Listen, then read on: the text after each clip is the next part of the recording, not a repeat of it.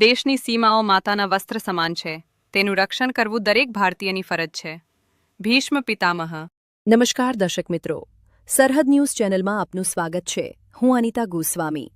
હવે જોઈએ સમાચાર વિસ્તારથી. ઈરાન ઇઝરાયલ યુદ્ધ વચ્ચે ભારત માટે સૌથી મોટા અને સારા સમાચાર આવ્યા છે અને એ સમાચાર છે કે આજે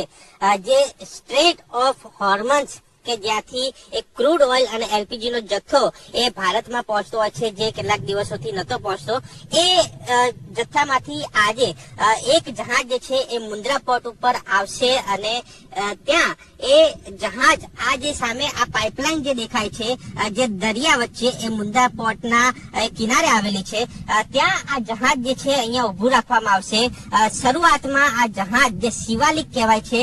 તે સવારે 9:30 પહોંચવાનું હતું, પરંતુ ટાઈમ ફેર કરીને એ બપોરે 2 વાગે આ જહાજ અહીંયા પહોંચશે અને અહીંયા સામેનું જે પોર્શન જે દેખાય છે કે ત્યાં આ સામે આ દરિયાની આ બાજુમાં એ પાઇપલાઇન નો જે એરિયા જે છે ત્યાં ઉભું રહેલું આ જહાજ દેખાશે અને ત્યાંથી એ જહાજમાં રહેલો એ 45,000 ટન એલપીજી નો જથ્થો આ પાઇપલાઇન થી અહીંયા જે ટેન્ક જે છે તેની અંદર ટ્રાન્સફર કરવામાં આવશે. સરકાર સતત જે છે એ ભારતીયોની ચિંતા કરતી જોવા મળી છે અને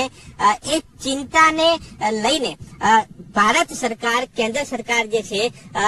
સતત પ્રયાસમાં આ એક સફળતા મળી છે અને આ સફળતાની પાછળ એ દેશો વચ્ચેના સંબંધો પણ ક્યાંક એ કામે લાગ્યા છે તે પણ કહી શકાય છે અને માટે આ જહાજ જે છે તે આજે બપોરે અહીંયા આવશે અને આ સિવાય એ નંદા દેવી જહાજ જે છે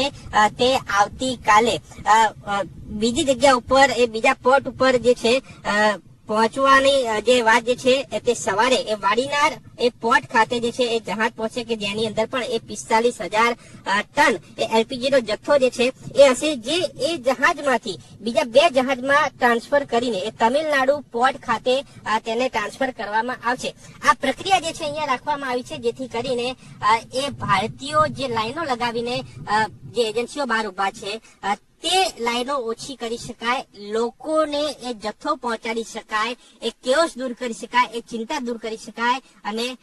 યુદ્ધ વચ્ચે ભારતની સ્થિતિ કઈ રીતે સામાન્ય બની શકે છે તેનો પ્રયાસ જ્યારે સરકાર કરતી હોય અને તેની વચ્ચે જ્યારે આ પ્રકારનો એ પ્રયાસ સફળ રહેતો હોય ત્યારે એ કેન્દ્ર સરકારની એ કામગીરી પણ અહીંયા દેખાઈ આવે છે કે એ કેન્દ્ર સરકારના બીજા દેશો સાથેના સંબંધો કેવા છે કે જેના કારણે આ યુદ્ધ વચ્ચે પણ એ ભારત સરકાર, એ કેન્દ્ર સરકાર એ તમામ ભારતીયો પડખે ઉભા રહીને એ તમામ સુવિધા, એ તમામ સગવડ જે છે પૂરી પાડવાના પ્રયાસ કરી રહી છે. તેમાં આ વધુ એક સફળતા મળી છે.